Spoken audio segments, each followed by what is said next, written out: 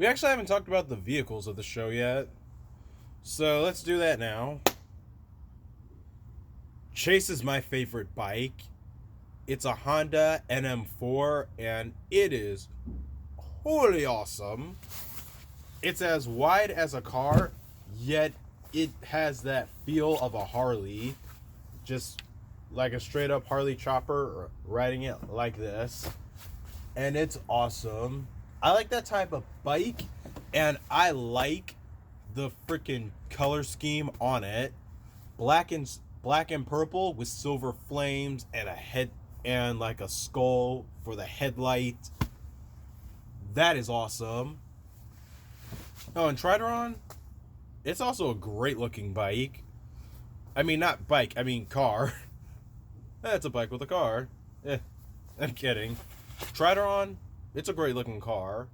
Although it can't do one thing, which I'll say later. And Mach's bike, that's not bad. The color scheme's alright. But it's just like Chase's bike. And so that's pretty cool too. Oh yeah, and I guess I should mention this part too.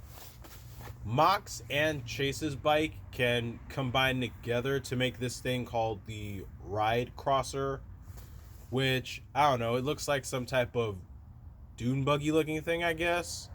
I'm not too sure. But that leads us into episode 14, where Chase learns that he is Proto-Drive. Brain tampered with his memory to make him subservient to Roy-Mutes. And so... And, I'm sorry, now I'm plugging my place. Yeah. And once I found my place... Honestly, when I was watching this show... Two things only got to me. One, the fact that they played it off until now... And they decided to drop that ball now. And two, it was kind of obvious, really. Like, the foreshadowing, well, it was just too on the nose is all. And, well, let me think about it. Okay, now I found my place again. After the secret is revealed, Medic alters and reprograms Chase's... she alters and reprograms Chase in a stronger, more efficient way, so now his memories are sure to not return. But while Chase is Proto-Drive, Kiriko and Shinosuke aren't going to give up on him, because Proto-Drive fought to protect the humans, and Proto-Drive was the one who saved Kiriko during the global freeze. So... in episodes 16 and 17, we get to meet Professor Harley, which I've already talked about, and a new shift car / signal bike that was made to combat Hart while while he's in the dead zone, and it's dead heat, which can be used by either Drive or Go. And so, oh crap! I keep missing my own spot in the. Like, I gotta show you guys right now. Like, you probably can't see. Like, this is what I'm reading off of right now. From when one page ends here, it's onto another page on the other side. So when I'm done reading something on the left, I'm then reading something on the right. Like, yeah. Anywho. Let's talk about dead heat for both Drive and Mach. It looks much better on Mach than it does Drive. I think it because, I don't know, in my opinion, it just looks like it was more designed for Mach. While on Drive, it looks a lot sleeker, and I do like that. But with Mach, it just seems to fit a bit more to his suit's aesthetic. And so, also, it still looks pretty good. And so, episode 20, while technically is a filler episode, I want to take a break to talk about the villains. Like, this is an interesting bunch of villains because it's the opposite effect. Roy mutes treat each other like equals and comrades, and Hart, the one in charge, doesn't see them as servants. He sees them as his friends. And what I mean by the opposite effect is that they don't see that what they're doing is wrong because they think humans are the monsters and KamenRider Drive is the Grim Reaper. While they want to take over the world, they simply want to live to their heart's content. Well, in this episode, when a Roymute and Kyutaro turned out to be actually friends and roommates, Medic orders for that Roymute to be killed because it was found as useless and disposable.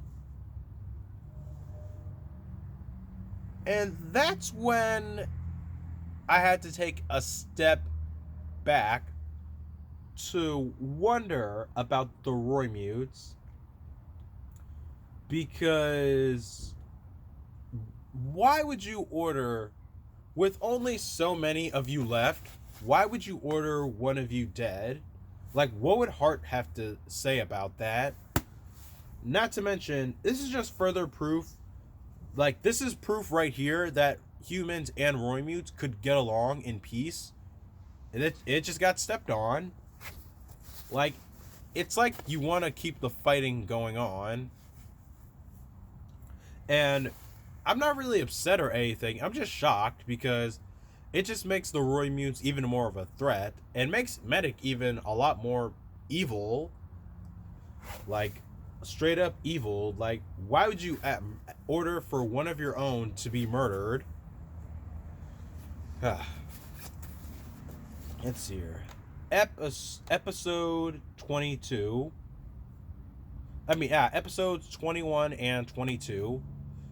This ends the first arc of the show, in my opinion, by having Chase and Shinosuke have their final fight with each other. And for this occasion, Chase gets a power-up where he can create an even slower slowdown, where him and Drive are in a force field where no regular shift cars and signal bikes can help him. And in the slower slowdown, like, even when Drive does a form change, he's still slowing down. And the plan they execute too for it is brilliant. Medic goes on a killing spree of murdering victims from previous cases and use their corpse as bait to lure Drive and Mock out so that she can block all the shift cars from Shinosuke and have Hart stall Mock. And it's a pretty darn effective plan too, because Mock even gets his driver destroyed in the process. Heck, and so Drive can't fight back in the super slowdown, but the only shift car that can help them is one that Crim's been working on in secret, Type Formula. When I first saw Type Formula, I wondered why, one, it could go through and sustain the super slowdown. And then I learned that it's actually based off of a Formula One race car with a G1 force of insane speed, which translates into wind power. So all that wind power generating under decreased gravity. Okay, so all that wind power straight up generating around him, it can decrease gravity and form a protection so that he can actually stand up straight. So he's completely immune to the super slowdown. Hell, and even the regular slowdown too. The only problem is its finisher. It's too powerful, and it once landed Shinosuke in the hospital. So they need a new weapon to withstand its finishing ability. And they do. So let's talk about Type Formula, shall we? Let me think. I think I still have the picture up. Alright, I still do. But Type Formula. Here it is. Look, I'm honestly curious about how much that race car would have to weigh on his body because I don't know, it's either top heavy or very light, because either way, he can actually move around and fight in that form. And that's literally what this form is, just a straight up go-kart or whatever on his body. Yeah, I know what I said, but you know what I mean. And yeah, that's basically the form. It's just a go-kart on his bike. I feel like he would also be knocking stuff down. Like, I am not kidding. He has that rim in the back, all that in the front. It's like, the helmet doesn't even bug me, really. Because I'm looking just at everything else. Like, Type Formula, it looks like a walking Megazord, without a doubt. Oh, and he also gets... And the weapon he uses for finishing power is the trailer cannon, which also looks good. Oh. Ugh. Yeah.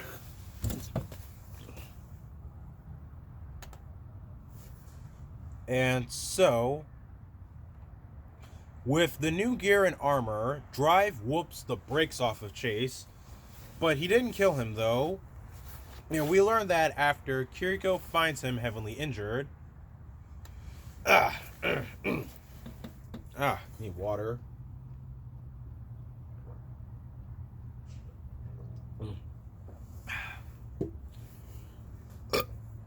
Excuse me. And so, while we're at it, we're just passing through the fillers and story, only to learn that Mach gets his driver fixed, and a second one was made to experiment on. Gee, I wonder what they could use it for. So, episode 25, Shinosuke finally reveals himself as KamenRider Drive in front of the public, and since a cop murderer was going after Hayase, and he had no time to go somewhere to hide, to transform. Skipping along, I can't do nothing about the noise. Anywho, skipping along, Shinosuke brings the rest of the team down to the drive pit. And when I say the rest of the team, I mean Futaro and Gen. And the chief turns out to have actually already know about Shinosuke as Drive, because he is one of Crim's benefactors. One thing that wasn't talked about among them was him revealing his identity as Drive to the public. So, yeah. So much for a secret identity. But in this case, these are cops fighting for public safety, and now that their secret is out, they can primarily focus on that, now that the threat is at hand and recognized. And the threat at hand is a new villain by the Roymute number 001, who has created new kinds of Roymutes that can fuse with humans. Of course, they're not going to kill, like, actual civilians. Instead, when they finish off the monster, they can separate the Roymute and the human part, so that the Roymute half could die there. Or just, before doing a finisher, just separate the two. Alright. Now, in episode 26, my laptop just died on me. What the hell? Anywho, in episode... crap, what happened? What the...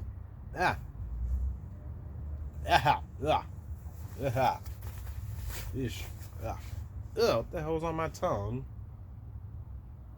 Anywho, in episode 26, the Kiriko tells everyone that Chase is still alive, and that with the second Mach driver, they can make him a KamenRider again.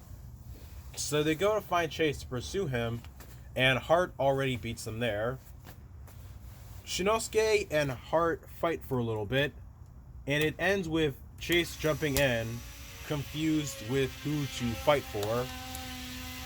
And it turns out Heart actually had Chase's memories all along in, well, on a shift car, I guess acting as like a memory drive. Making the stupid decision, Heart just gives Chase his memories back and says, screw that, I don't care anymore. Not a smart move. And as tertiary rider introductions go, Makin Drive can't beat a monster. Well, more or less, pretty much since Shinosuke sort of injured his arm. And blah blah blah, KamenRider Chaser. So let's talk about his suit. This suit alone it's not bad. It's alright, in my opinion. Like, I think it's because there's more silver and gold, and purple is only the secondary color. Whereas opposed to the Machine Chaser, where it was just, well, purple was the primary color in it. But it's not bad. It's okay. And so, this is where my laptop's acting out. And so, on to the next episode. Rina and here's my, let me find the words. In the next episode, Trideron gets 2 go-karts to attach themselves to it so that it can fly. I'm kind of curious now why Trideron can't fly already, considering the fact that, 1, it's a supercar, and it can do like a bajillion different things, but apparently it can't fly. Makes me a little curious to wonder, did Krim die before he could learn aerodynamics to just add wings on to a car? Yeah, as well as Mach is like, Go has still not warmed up to the idea yet of working with Chase because 1, he just sees him just as a Roymute and nothing more. That even in the middle of battle, he attacks Chase too. Okay, now that's where I have an issue. Like, if he was an actual cop, that would have gotten him benched. Or at least, and even in this, like, I'm surprised no one told him, well, took away his driver, basically. And why Mach hates the Roymutes so much is because that his dad is Bano Tenjiro, the one who created the Roymutes. Like, Kiriko doesn't know about it, but when he learned that his dad, like, basically caused many deaths 6 months ago, he wanted to destroy all the Roymutes before Kiriko could find out. Okay, that's not... Okay, I'll admit, I understand his reasonings, but his prejudice is still wrong. Like, Chase is not like all the other Roymutes. He's the one who actually saved his sister he's the one who actually saved his sister, like, at the beginning of the show. The literal beginning of the show. And because of that bullheadedness, he let the monster of the week, the one he should have been focusing on, like, use him for their plan. And so, at the end of at the end of episode 28, I believe, like, Mach meets his dad with Brain, and that leads into the next episode, to which I will pull up in a moment once my laptop loads. So, one sec. Here we go. And so, Go's motive into now siding with Brain, because that's what happens next, is so that he can, well, since he, okay. There's another side plot involving that, Now,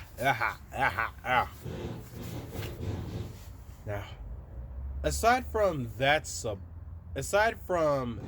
detail, there's another subplot for Shinosuke.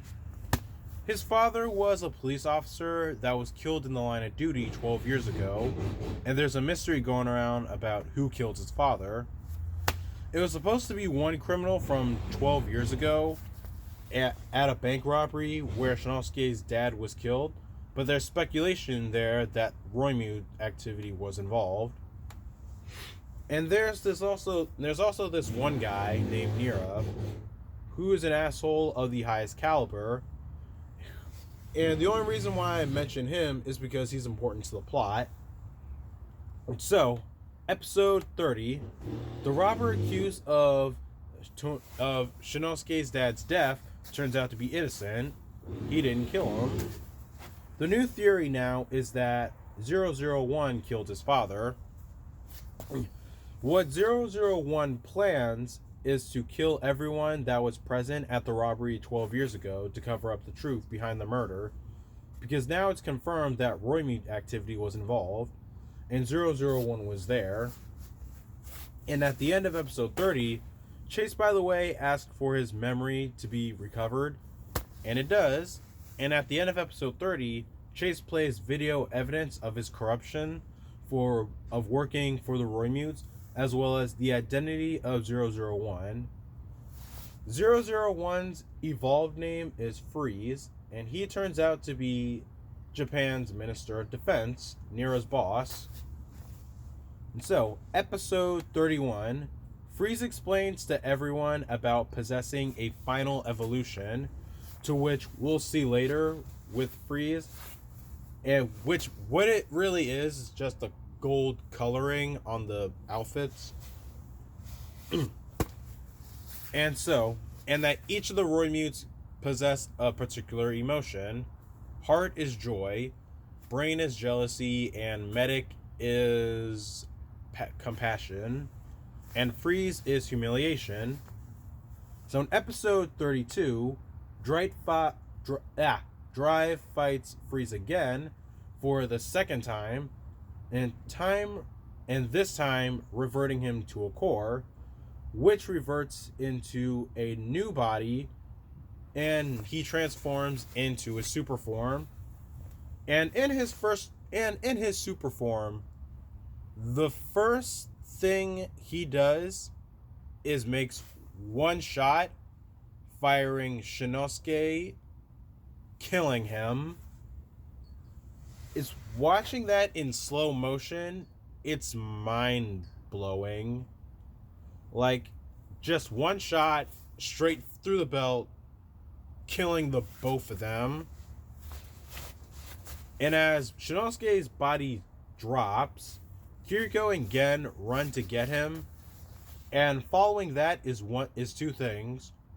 One, on the screen, the confirmed time of death for Shinosuke, and two, the ending prequel to the next episode, where it's Kiriko saying in a mourning voice, next time on KamenRider Drive. This just got real. Like, and this freaking made it real too. Now, I had no idea on set occasions, or it makes me think, the death of the main writer, and not even counting KamenRider Ghost, but just damn, this made it heavy because he's a cop that was killed in the line of duty, so just damn. So, episode 33, the country is informed of Shinosuke's death, and Go decides to drop the act of siding with Brain now that he got what he wanted, which was his dad. Right, and because of Bono, Go decides to get Kiriko and rally up the Special Crimes Unit in a plan to revive Shinosuke back to life by, weirdly enough, Back to the Future logic. I'm not even kidding. Like, if Trideron hits a speed of 200 miles per hour with the corpse in the driver's seat and all of the shift cars being loaded into a brand new shift car to jumpstart the body, Shinosuke and Krim can come back to life, and they do, as well as share a conscience. Well, not conscious, well, as well as share a conscious, because that's how reviving the dead works. Also, final form, Type Trideron. Type Trideron is just badass. The car itself becomes the final form, thanks to everything, all that power. I still don't, it's weird when you think about it, but with that power to literally bring them back to life, it also did some other crazy thing involving the car to literally make that the final form. And you know what? That is awesome. Like, not only does it become the final form, he can now use 3 shift cars at once and make combo attacks out of them. And it's both Shinosuke and Krim controlling it. Like, they can both switch off and one can take over. And that is just phenomenal. And with Type Trideron, Frieza's perished, and before he dies, he states that he didn't kill Shinosuke's father, and ends the episode there. Type Trideron's introduction, it's, in my opinion, in the top 5 of Final Form introductions. Not only is the tone just grim and desperate, but the rest of the show will lead with grim and desperate as well. And I love the fact that they kept the mystery going. Like, most Final Form introductions introduce like a new subplot, but this doesn't put one to bed. It keeps one going and only makes it deeper.